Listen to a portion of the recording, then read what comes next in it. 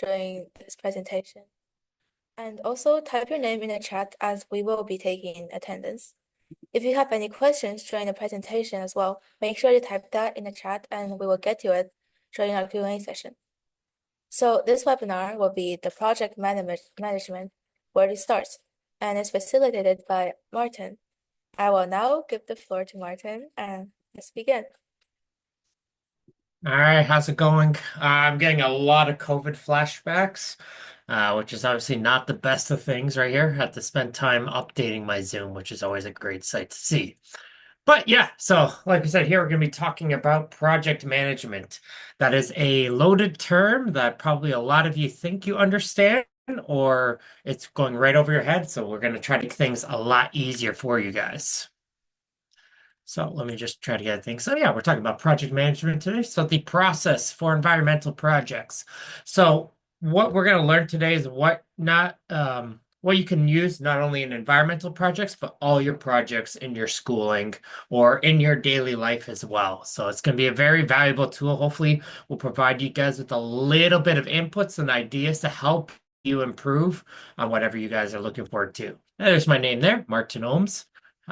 So before we get underway here, the big question is, who am I? Who is this old guy talking to you guys?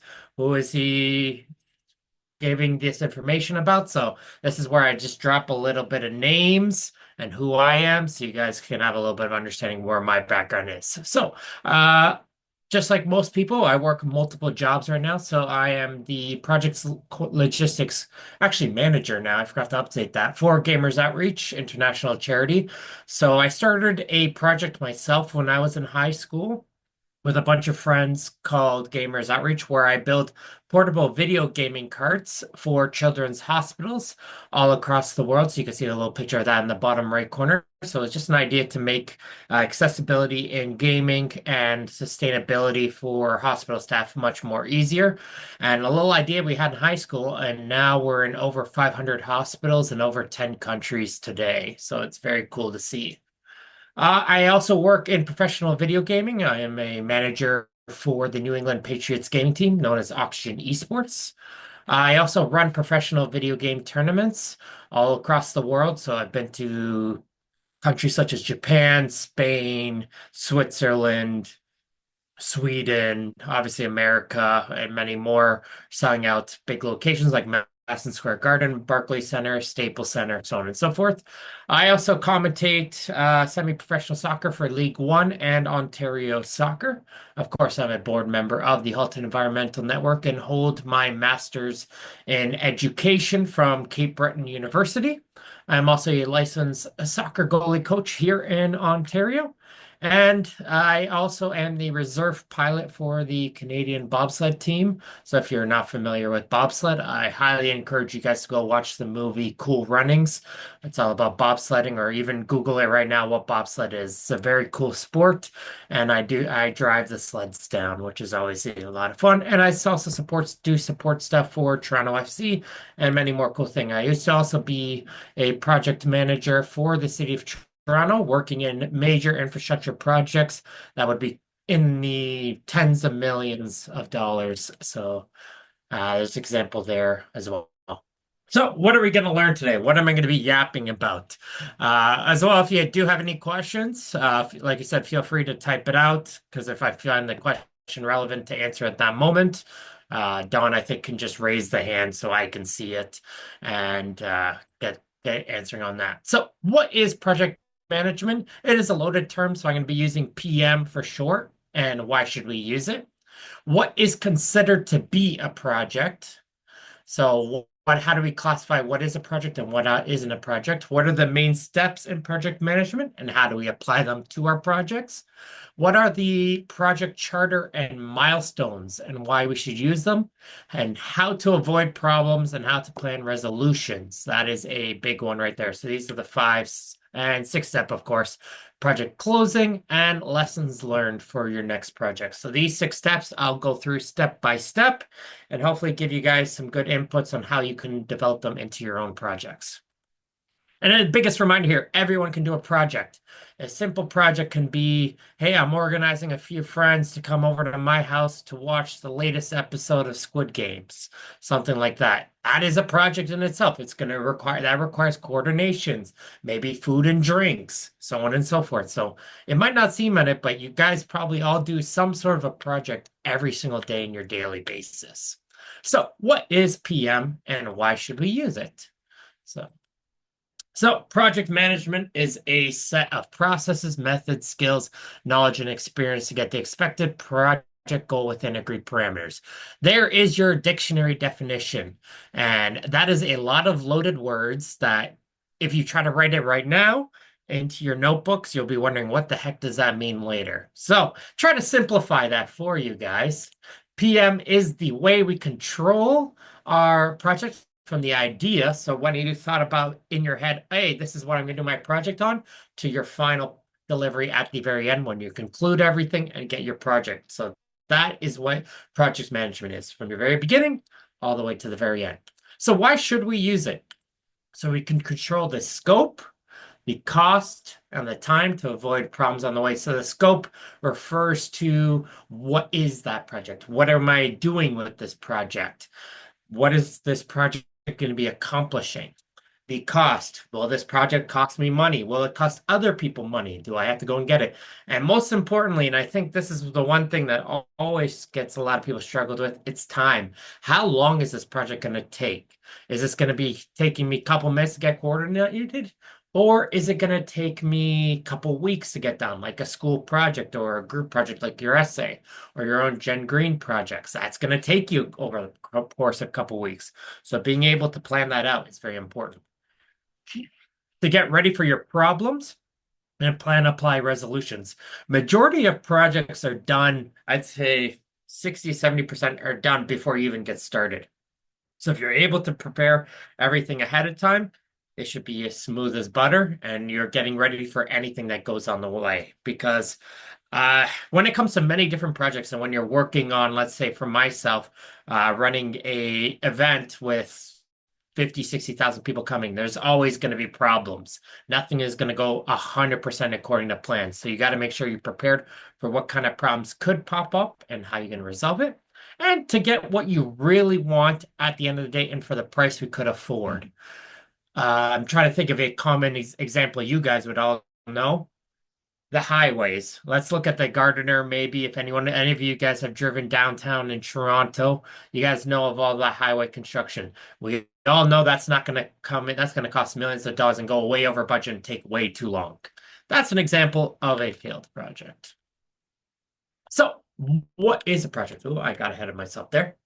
What is the difference between project and maintenance? Now, this is two very distinctive terms that you want to make sure to remember at the end of the day. So, a project is that unique endeavor where you achieve your planned objectives.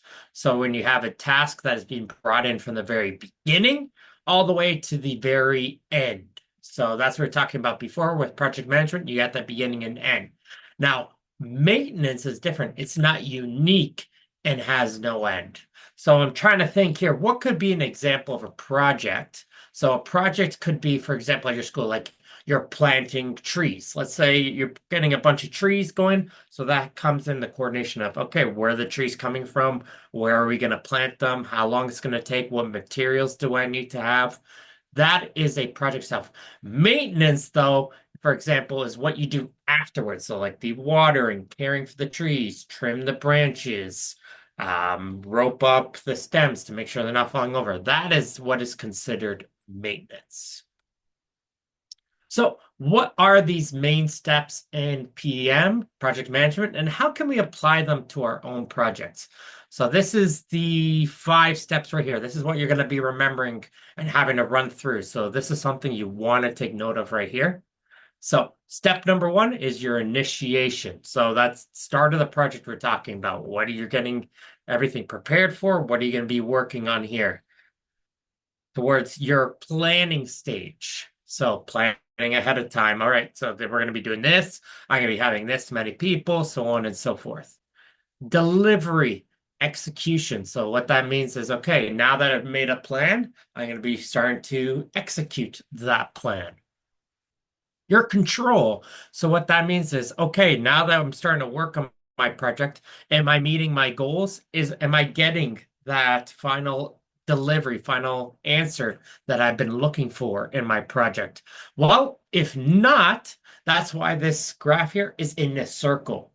So because sometimes, like I was saying earlier, things don't go according to plan. So then you have to think, okay, maybe this project isn't going the way I would like it to be. I might have to make a plan to fix that and start that process over again. So that's why you see those three middle steps go in a continuous loop.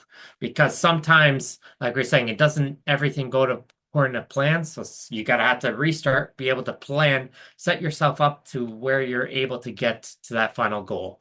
Now, if a lot of people, I will say, are afraid to fail. So don't feel bad on yourself as if you're doing a project and it doesn't work the first time. Sometimes when you're doing something, learning what not to do and learning where your mistakes have happened, sometimes it's more helpful than getting a perfect project. Like I wouldn't have gotten where I was without a couple mishaps. And with those mishaps, I was able to see, okay, what worked and what didn't work, and was able to use that into future projects. I might be getting ahead of myself, but that just came in my head. And of course, your closing. So those are your five steps right there. So, what is a project charter, or a PC for short? I like using my acronyms. It just makes it so much easier. So, again, feel free to use the full terms or the PC as well. Why should we use it? So, your PC, I like to call it, it's like the holy Bible of your whole project. So, there you go. It's a list of everything and everyone involved in the project. So, it includes a scope. So, what that means again is what is this project doing? What is its goals? What are you hoping to deliver at the end of the day, sorry. Who does what, when, who approves and pays for it? Because if you're involving other people, you want to make sure to keep track of, okay, this person is handling this task, this person is handling this task. Because I am sure each one of you has done a group project, and at the end of it, you have to wonder, okay, who was supposed to do that one? Or who was supposed to bring in the markers for the presentation? This is why you try to track all this stuff out. And if someone doesn't do their task, you're able to quickly go through and see, oh, this was supposed to get done. This is what we're missing. Or this person didn't get this done. Let's try and figure out why. And then all team members have to understand it and acknowledge their role in the project. That's very important as well because information I can give to someone can be misinterpreted to somebody else. So that is why it's key for everybody when you're working, especially in a group project in this example, that everybody here has that understanding of what you're trying to do and how you're accomplishing it. A funny thing is, in the engineering section, we have our own kind of slang term for the PC. We like to call it the bus report. Normally, I would go here and ask, Martin, why is this called the bus report? Well, the term bus report is meant to be that if you, let's say, for example, you go to school and you get hit by a bus, you at least have your project charter and to be able to go off of. So if something happens to you, someone else can pick it up afterwards. There's your little bit of a haha. Sorry. We have some very bad jokes on the engineering side, so I apologize, but that is actually the legitimate term of why we use it. So if something does happen to you, someone else is able to accomplish a task. And like I called it before, it's almost like the Bible of the project. You have more you write, more you plan, easier everything is to execute. So, what are milestones and why should we use them? So, the key thing is when you're measuring your success and as well you're finding those problems on the way. So, for example, a lot of people have seen this, for example. I just pulled this random one off here just to show you what milestones would look like on a daily basis. But you guys have probably seen it if you're a fan of video games or a movie or music that takes many different steps to get to your final destination. So your short-term goals and your long-term goals. So, because at the end of the day, every project, it's a journey. And all these journeys, it's more fun when you kind of know where you're going. If you try to go into it completely blind, it's incredibly nerve-wracking. It is stressful. And if you have no idea where you're going, you don't know where you're going to end up at the end of the day. So these milestones are essential points of progress that help everyone involved to see how and when things will happen. They're also very helpful for finding out those problems right away. So when you're building up these short-term milestones, sometimes you look like, hey, I think this portion of the project might take a week longer than it should be. Or I don't, looking at all these goals that we set up, we put in it's going to take 3 weeks. Maybe it's going to take us actually 4 weeks to get everything done. So by being able to let these milestones happen, you're able to see. And it's very helpful, again, in a group project when you're trying to see, okay, after a week, this part of the project should be done. So you're able to go through, okay, has everyone accomplished their portions of the project this far? What is everyone being able to have? So it gives it to where when everyone reconvenes, everyone has that set point they should be getting to and where you're going to be looking to get that next point to. And I will say, as a personal thing, when you have a project that spans over the course of several weeks, like let's say this project you should guys should be doing with Jen Green, it feels a little bit intimidating sometimes because think like, oh, I have this much time. This is 3 weeks away. I have a ton of time. I don't have to start this till later.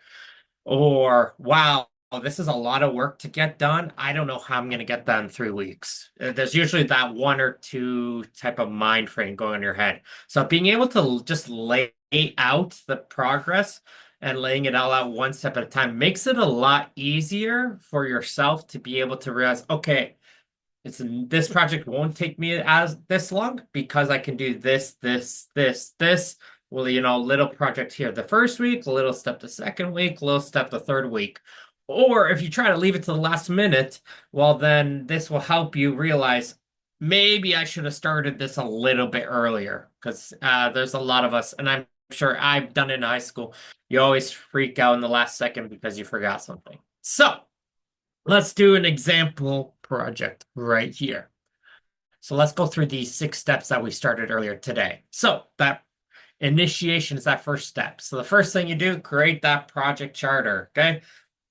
Write down everything you thought of, all your ideas, get it all laid out so you can see it. Sometimes your mind gets so convoluted as well. You get put into about 20 different directions. Sometimes just writing it out or even talking it out sometimes is able to establish a clearer mind and a clearer focus on what you're trying to do.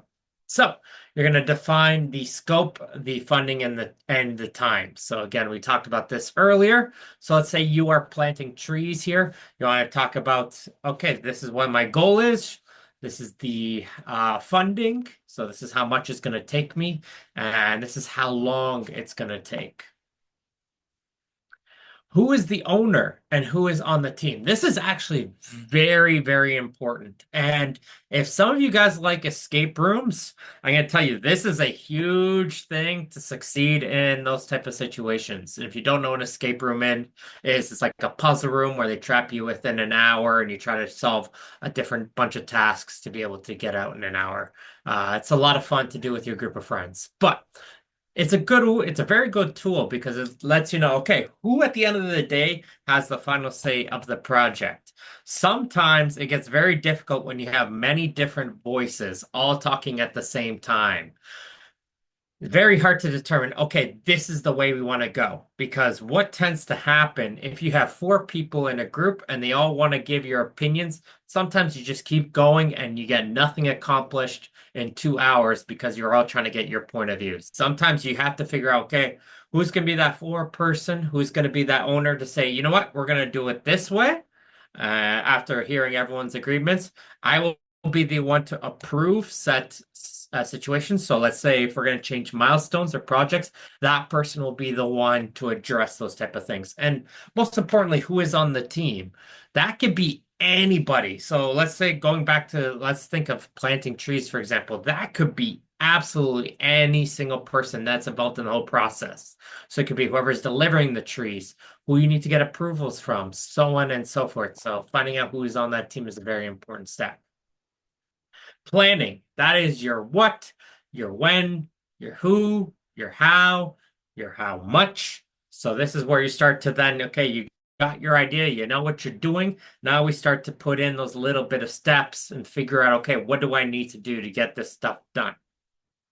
That's where then you go towards your milestone controls. Okay, what are my short-term goals? What are my long-term goals? What am I hoping to go at the end? And then a risk management plan. That is a little bit difficult to do right off the start, but as you start getting more and more experience, you'll start to then develop this a little bit easier. But something as a project to think when you're doing what could go wrong. So let's say a few people in my group aren't delivering what needs to get done on time. Somebody is late. That's going to happen. What do I need to do? So how can I plan for this ahead of time so it doesn't affect me later? So I start to think, okay, what if you're relying on other people or if it's just yourself? What could go wrong? Let's say, oh, I'm trying to work on a calorie deficit. Well, I might be going out with friends that day. What can I do to plan ahead to think, okay, maybe if I'm going out with friends in the evening, I can work on this during the daytime. Stuff like that should be going through in your head. So your delivery. So you're going to have to create your team. Is it just going to be yourself? Are you involving others? How are you going to get things done? Got to get your materials. So for example, with trees, I need my shovels. I need everything I need to get in. It could be paper, it could be markers, or it could be your computer. What do I need to do to get my project done? Create communication methods. I'm going to absolutely stress this one. Stress, stress, stress. There's many different projects that have faltered because of bad communication. So I'm going to try to think of a high school example when I was in high school many, many years ago of what could go break down. We didn't have a lot of what you guys have nowadays. Nowadays, everything can be used as simple. You can have a Discord, you can have a WhatsApp, you can have a Slack channel. You can do a lot of things to communicate, but I would prefer using something like a Slack or a Discord if you're going to be using a group chat, just because you can start to separate your conversations and start to highlight what is a little bit more important. Because what I have definitely found, let's say if you do a Messenger or a Snapchat group or whatever, and especially if you're with friends, and you guys are all going to have to agree with me on this one. You're going to pull up your phone and see, oh, I have 15 messages that I just missed my Snapchat. How many of those messages are actually about the project you're working on, or is it just about your day or what food you ate? There's a lot of off-topic discussion that goes on, and especially in these times. So, to help things get organized, make sure you have communication methods to separate your off-topic chatter with your on-topic chatter. So make sure that, let's say if you're away from your phone for a couple hours, you don't come back and then you're trying to find in your communication, what did I miss? Was there anything important that happened? So make sure you have everything clear, concise, and in easy to access positions for people. And then, like I was saying, just go from your milestones, go from your task to your task. And if you keep staying on track, you should be on your way towards your final delivery. So as you go on your way there, it's your control. So your first step is you're checking those milestones. Am I hitting these short-term goals? Is everybody hitting those short-term goals along the way? You apply your risk management. Okay, for example, this didn't go correctly. I had to go all the way back to the planning stage to think, how can I fix it? Or go back and think, okay, somebody's late. What can we do to make up for it? Or how can we get this person to get them back on track, back on time? Do they understand the project? Is that why they could be going late? So you start to put in some of that risk management.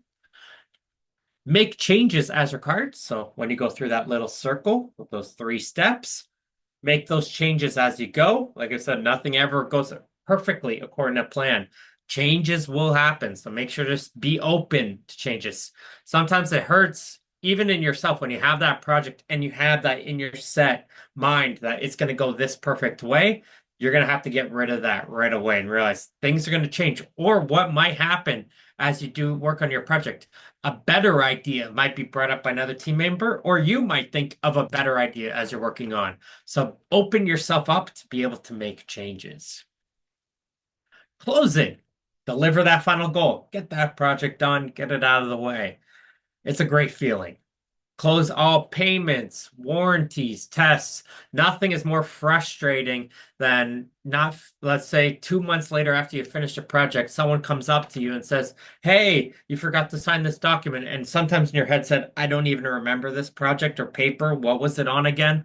What am I signing for?" So that's why you want to keep in touch with your project charter to make sure what steps need to get done when you're finished, because that is a very frustrating thing to know. And I highlighted payments especially because nothing is more frustrating than being late. And then create lessons learned for others. This is a great step that I feel like a lot of people miss. You finish your project and you're like, all right, I'm done. Let's move on to the next one. Slow down a little bit, take it easy. Try to go back into that project. Think, okay, what did I do well? What worked? And what didn't work? So how can I improve that one before the next project? Because what happens if you finish a project, you get done and you start another one, you're honestly just going to keep making those same mistakes over and over and over. Sometimes you need to reflect and go through, okay, what did I do well? What did others do well and didn't do? Sometimes it could be as simple as one person who maybe spent 2 minutes on your project to think they could bring an idea and say, hey, this was very difficult to follow from start to finish. I know I was doing one little piece, but it would have been easier if you guys did it this way. Take that advice and figure it out. So make sure you talk to other members of the group, get that reflection and ask them, hey, how did the project go for you? Did you like it? What did you like? What didn't you like? Is there anything I can improve to do better? And anything that you think you can do better? This is where you're gonna have to be nice a little bit in your head because sometimes you're going to get critiques. And yeah, you might not like it, but most of the time they're right. So you're going to have to just take that in and understand they're not doing this to personally affect you and personally make you feel bad sometimes. They just want to see everybody do better at the end of the day. So make sure to keep that in your mind. All right, your areas of focus, because I talked about this a little bit, your risk management and how to avoid the obvious mistakes. So I'm going to give an example right here. We are building a swing on our new tree. Let's say I'm going to go back as well towards communication. This is very important. And hopefully you guys find this part a little bit funny because I know you guys are after school right now and I'm trying to make this as enjoyable for you guys. So hopefully you guys enjoy this here. So let's say I want to build a swing on the new tree. So in your head, like I was saying, you have a lot of convoluted ideas going on in your mind. So you're trying to think, oh, I'm trying to build a swing on the tree, but I want to do this. Oh, I saw this on TikTok, so I want the swing to go in this way. And it goes in so many different directions. And you get this first picture here, how the customer explains it, where you have 3 panels on a swing. How useful is that really? No, because not useful at all because you just thought, oh crap, I just thought of too many things at once. It's a little bit confusing. Let's say you want to tell it a friend to build a swing. Well, you told them they want to swing on a tree. Well, you have 2 ropes right there with the swing right there.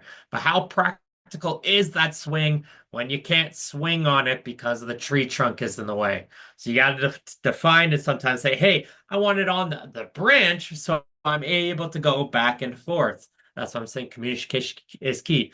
Oh, engineer designed it. Again, this is a bad joke from our end. Engineer. Well, oh, okay, yeah, you want to swing in the middle? All right, let's cut the tree out from the middle. There you go. You can swing back and forth. As you can tell, not practical at all. How a programmer wrote it. If you guys have ever done any programming, well, if you tell computer like a chat GPT, I know that's a popular thing that a lot of people are using. If you tell it, hey, I want to build a swing on a tree. All right, well, there's a swing. It's attached to a tree. That's all you wanted. That's how a computer would describe it to yourselves. How the sales executive described it. Well, you know what? You guys have all seen a car commercial. Look at that brand new chair coming in with all these extra effects. Look at that. You got some great seating coming in with a recline. They're going to try to upsell it so you overspend as much as you can. Bottom left, how that project was documented. It's a swing on a tree. Does it seem like it's something that you're going to document and go crazy upon? No, just an idea. completely bare sometimes. Sometimes projects, there's nothing there. So that's why sometimes it's better to just write out or showcase, draw what you're thinking so people can see it. Well, what operations installed? Well, operations mean are people who work with setup, tear down, that type of people. Well, you said you wanted a rope on a tree. Okay, swing on a tree. There you go. You can swing from the rope. Very simple. How the customer was billed. Back to like I was saying with the sales executive. Let's say you got yourself a dishwasher and you want to build a new dishwasher and you had someone to come install it. That's how much they're going to cost pay for you. Or if you take your car to a mechanic, the part it sometimes takes to fix a, let's say, a piece in your engine, if they're going to come back with a bill of $300. That piece might have cost about $30. It'll cost you $270 to know where to hammer that screw in. And that's usually what happens in your bills. How the help desk supported it.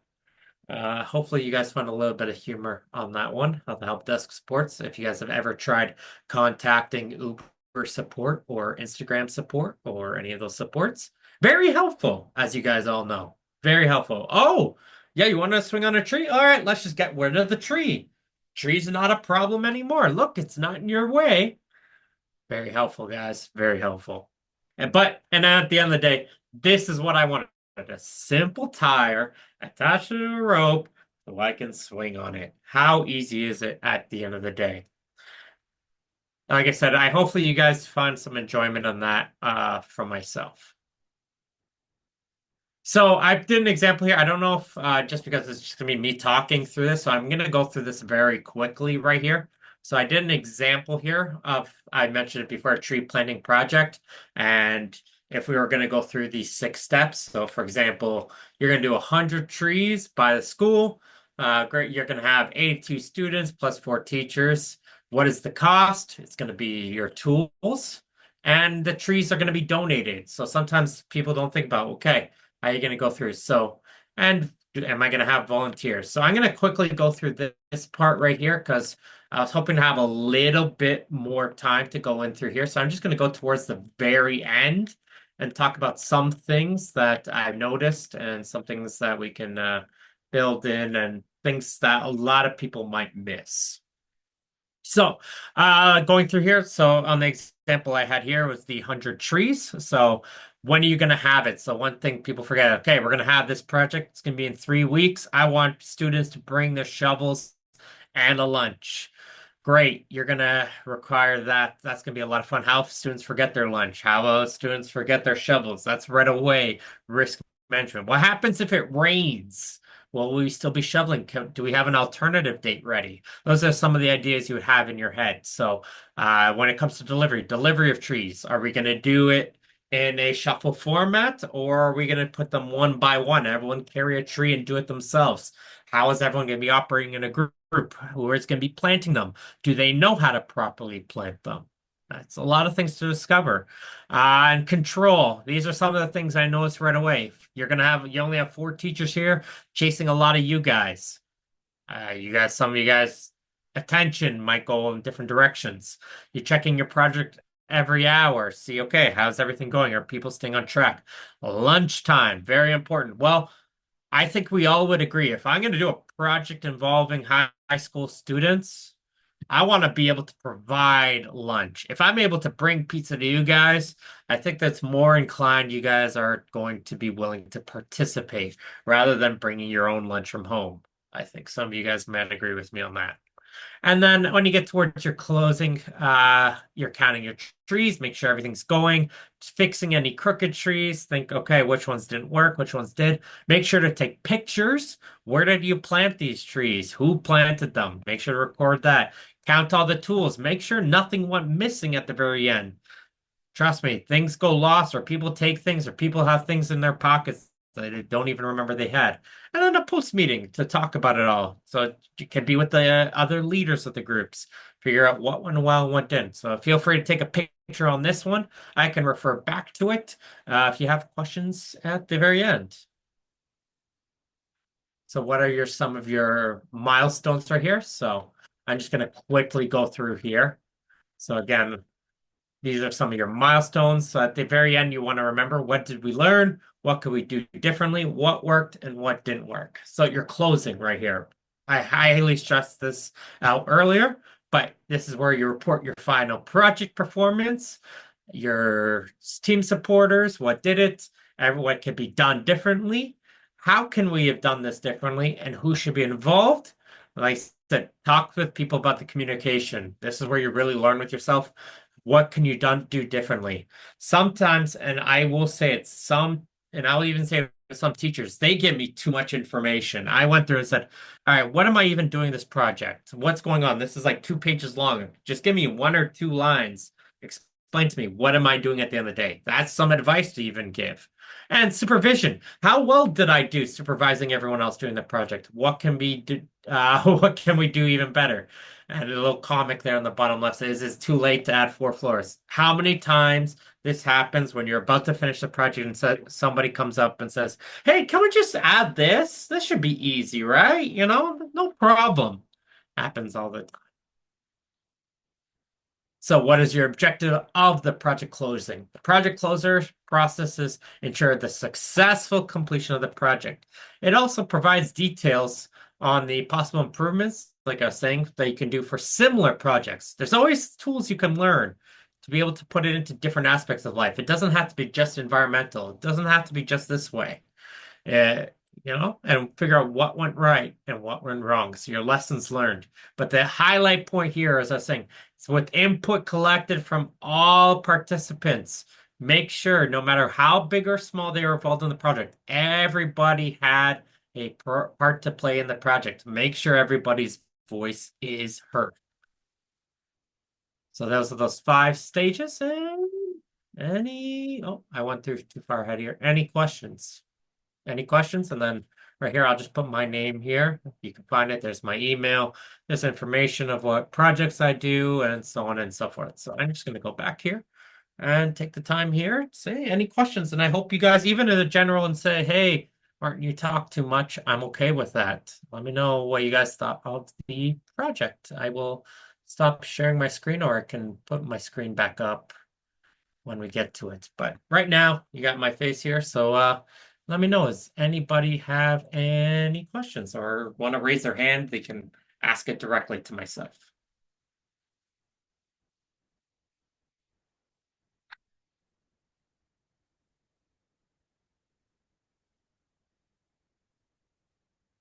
And if not, the stunned silence is very, very reassuring.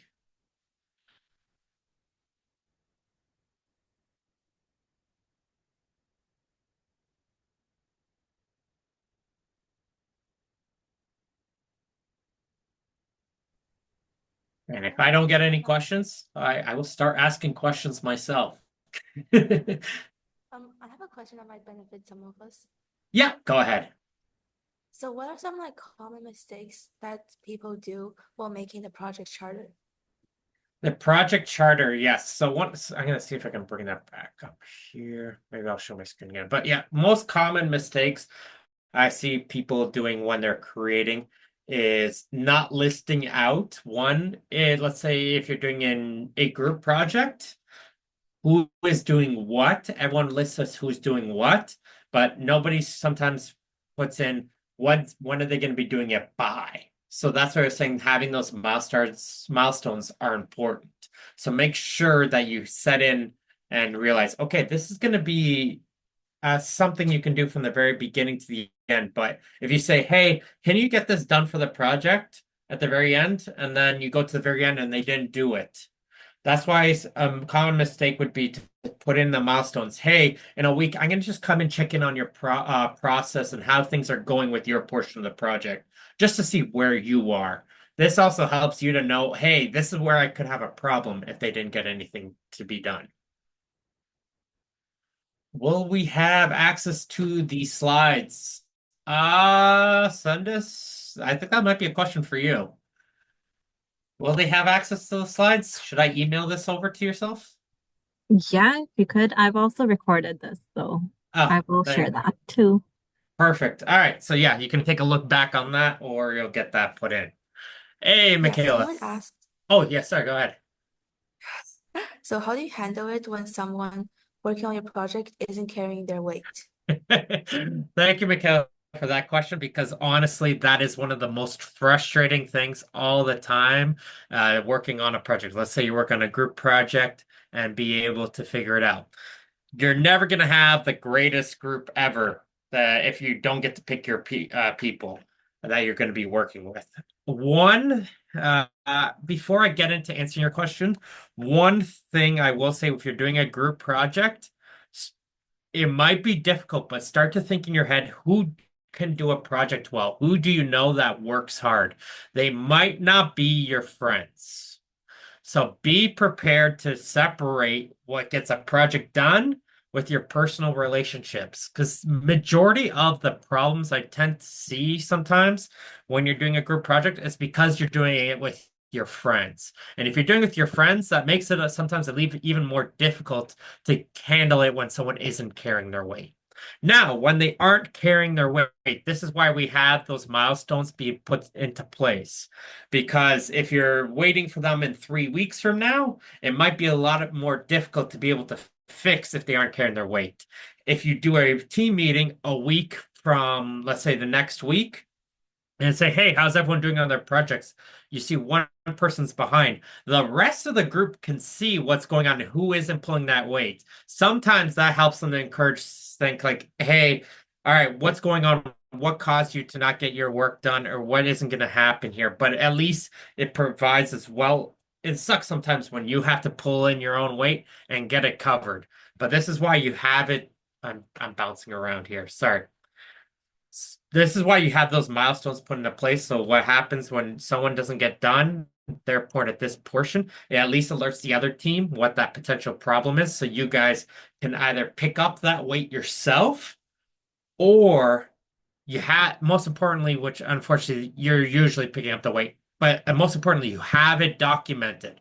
So at the end of the day, when you deliver that project and that person did not pull their weight, they can't take credit for it because you have it documented throughout that whole process of who did what, who did this, and when. So they cannot take credit for it if you have this all documented. Sometimes they sneak it in at the very end. Uh, Donna, do you want me to just go through the questions, or would you want to say it? Yeah. I can read them out for you. So from Aaliyah, how large or small do you recommend the group for this project be? Ooh. Sundus, can you give me a little bit of information on the project that they're doing this year? Yeah, the theme this year is based around energy efficiency, and then we've got groups of maximum four, and they've, yeah. Okay, so it's maximum. Well, there you go. You have a maximum of four. But I think before you look at what size of a project you want to do, establish the scope of what you want to do. What is the project that you want to accomplish at the end of the day? What am I trying to solve here? Can I do this myself? Or should I have two or three people who can help me? So when you're starting to think about it, the beginning of the project, you start to think, okay, I could do this myself. This is a lot of work. I might need a second person to do it. Or might need another person's data as well to put this into my project. So before you start thinking about how many people you need, lay out your project and what you want to do first. And then if you, from that, then you can start to realize, hey, okay, you know what? I could do this myself. I don't need other people. Or, hey, this might be good to have two or three other people with the same time frame and being able to go from there. Because it's much more easier to recruit people as well when you're saying, hey, I'm going to work on a project on solar energy with the focus on geothermal processes. Okay. You might have one or two people say, you know what? That sounds interesting. I want to get involved with that. So, uh, well, for this project, I think that the first step should be figure out what you want to do first. And then I think your answer will come to you from after that. And then Question here. there's another Yeah, one. yeah, go ahead. Just to summarize, what's your opinion on the project management courses and do you do any of those? Do you do any question part before you got into it? Yes and no. Honestly, like I was saying at the very beginning, anyone can do a project. anyone can do a project from the very beginning. So yes, if it's something to where you want to do more of, you want to work in a project management field, operations, definitely hearing information from people like myself or others are very valuable. But sometimes, like I was saying, it's very helpful for yourself to get your foot in the door, get volunteering, get involved in projects in different positions. Now, it took me a long time. Like, I wasn't just the person that organized all these huge events with hundreds of thousands of people attending. I started out as just a normal volunteer going in and just seeing and learning that aspect of the job to where then I went to the next aspect and start to lead a team of 5 or 6 people. That then grew to leading a team of over 100 people. So by doing that type of route, that is the correct way of doing it, I feel, just because you're able to understand what other people have to do in their work, and you're able to bring it to your aspect in your job. So yes, there's courses right there. Um, you could take them if you find it valuable. If you think like if you found my talk valuable and you want to hear more about that type of stuff, I would say it's great. I think that's more of a personal opinion on what you're trying to accomplish and what your goals are than an overarching answer. I hopefully answered that for you. If not, I could try to clarify a little bit, but thank you for the question. Um, I got one And question then, here. Actually, it's from a direct message, so I'm gonna send it. They've actually sent it to me. So, oh, they typed it in chat as well, but I'll say it. What is the best advice you would give to students who are having a hard time balancing their schoolwork and the project? All right, right here. This is going to become your best friend right here. So this is what we call a calendar. I know sometimes it sounds silly to see, but like I'm going to go through to April. This is already my calendar already coming in for April coming in. If I got all this stuff going on my plate, sometimes it gets extremely overwhelming. Being able to have that calendar or do this, I don't even know. We used to have in back in my school agendas. I don't know if they still give out agendas, but the easiest way to balance your schoolwork, project, and your other extracurriculars, being able with friends, keep a calendar, write things in. Let's say your friend says, "Hey, you want to go see a movie at 7 o'clock?" Put that on your calendar. Let's say, hey, I have what classes? Put that on the calendar. I have a soccer game tonight. Put that on your calendar. Once you have it going in through, I wake up in the morning. One of the first things I do is look in the calendar, say, okay, I got a meeting at 10 o'clock. I got this one at 11 o'clock, this one here at 5:30. Makes sense. Oh, thank you so much. No problem. I thank you for dropping by. Hopefully that answered your question there on your balancing of time. That is your best thing you can do. Get get a calendar and use it.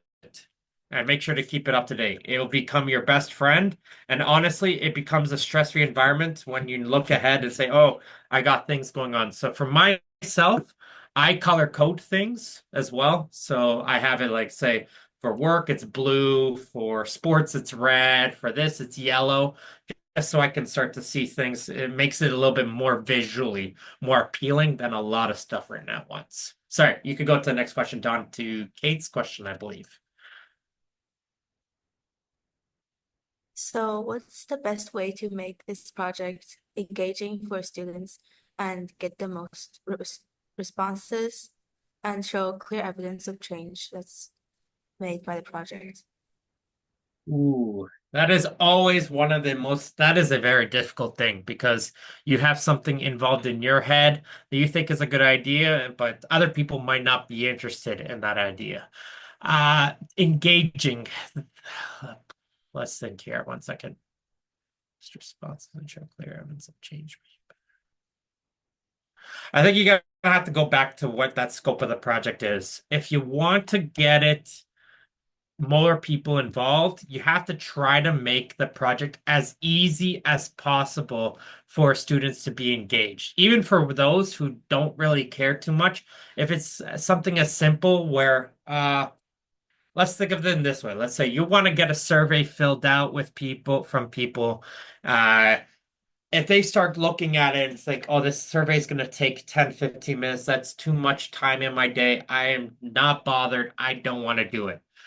If you do it to maybe one or two questions or get their opinion or a simple one change or two changes, that might be a little bit more easier for things to for people to get on. So if they just have to scan a QR code, answer one question, you're more likely to get more engagement if you make things easier to access. I hope that sort of answers your question, but if you want to make things easy, you have to make it easy for them.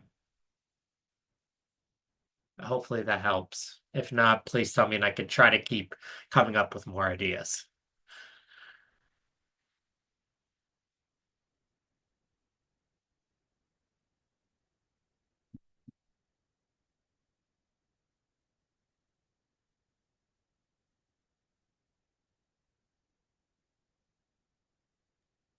So does anyone have any further questions? Glad I got a lot of questions. That's good. That means you guys were listening. Let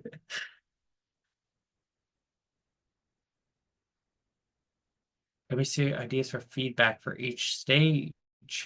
Yeah, you know what? Go ahead. I put my email at the very end there, but Sundis, I think when she sends it out in the presentation, feel free, Sundis, to include my email.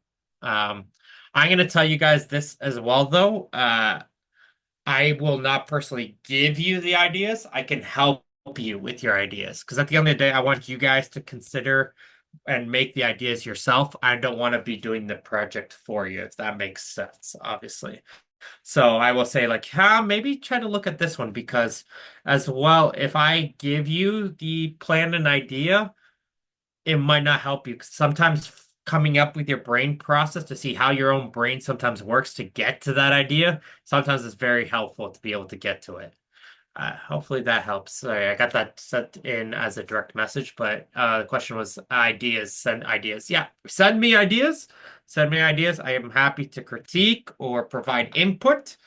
But at the end of the day, this is your project here, and I want you guys to learn how to project here. And like I said, at the end of the day, one of the most difficult things is learning. It is okay to be wrong. It is okay to fail. Fail does not mean I'm getting an F. Sometimes you could do a project and at the end of the project say, you know what? This project did not work. That is okay. That is absolutely okay. Or you finish your project at the end, and I will give I'll give a lot of respect if you go and finish the project and say, you know what? I finished this project, but I think it needs more time. I didn't get the answer I was looking for, but if I were to do this project again, I would do it this way. That is amazing. That would be amazing for me to see and be that's a lot of personal growth for you to recognize, okay, this didn't work, but I can do it better next time. That I think sometimes is much more valuable to learn.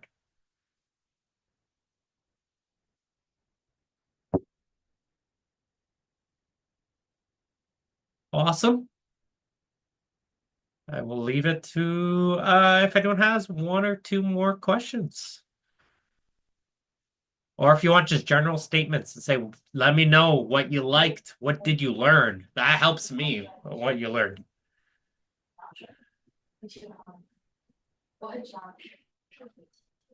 Well, if there's no final comments, thank you to everyone who came for our project management webinar. We hope you learned something new today and we wish you the best of luck with your projects. I just want to add on to everything that Martin said. The best advice is just don't procrastinate, find a way to overcome your challenges and keep pushing forward no matter what obstacle you encounter.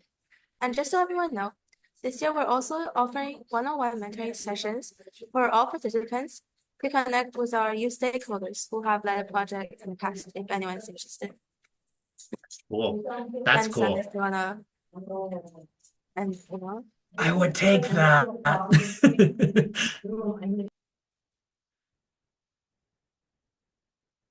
Yeah, before Sundance talks there, yeah, I would if you have one-on-one mentoring and if it's available for you, you're having students there who have done this before, I would take full advantage, especially if you feel like you're struggling a little bit, take it. They've done the project before, they know what works, and they can help guide you. And I appreciate that. Thank you so much for the kind words. Sorry, go ahead, Son. And thank you, and go ahead, Sundance. Sorry. Yeah, so Dawn was mentioning we're going to have student mentors. I'll be sending out an email about that soon. And I just wanted to say thank you to Martin for doing this webinar. I think it was really informative, and hopefully everyone's learned something from it and it's going to help with their projects. Thank Awesome. you. And if you guys did look up bobsledding, I hope you guys did as well and learned a new sport today. Thank you.